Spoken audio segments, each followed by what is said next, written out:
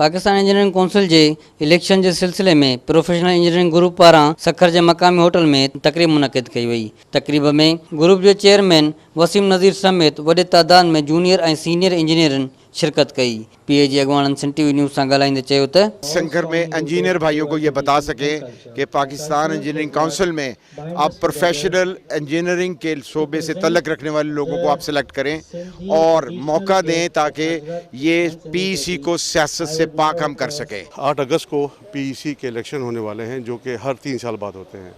उसके लिए वसीम नज़ीर साहब जो हैं चेयरमैन पाकिस्तान इंजीनियरिंग काउंसिल के लिए इलेक्शन लड़ रहे हैं। क्या पाकिस्तान काउंसिल जा बायलाज हैं, पाकिस्तान काउंसिल जो रेगुलेशन्स हैं, छाकाणि ही वो वाहिद इदारो आहे जंहिंमें इंजीनियर पाण अचे थो, चूंडिजी अचे थो, पाण ई कानून ठाहे थो। त जॾहिं पाण कानून ठाहे थो उहो कानून जेकॾहिं टोड़ियो वञे त पोइ ॾाढी ॾुखियाई थी थिए। नौकरी इन जे लाइ इंजीनियर्स लाइ कंदा, इंटर्नशिप लाइ प्रोग्राम्स कंदा, ॿियो इन जे अलावा जेका टेक्निकल अलाउंसिस जा आहिनि उहे रिमूव कंदा शूज़। गॾिजाणी में फ़ैसिलो कयो वियो त माज़ीअ में थियल ग़लतियुनि खे वरजाइण बजाए अॻिते वधणु घुरिजे।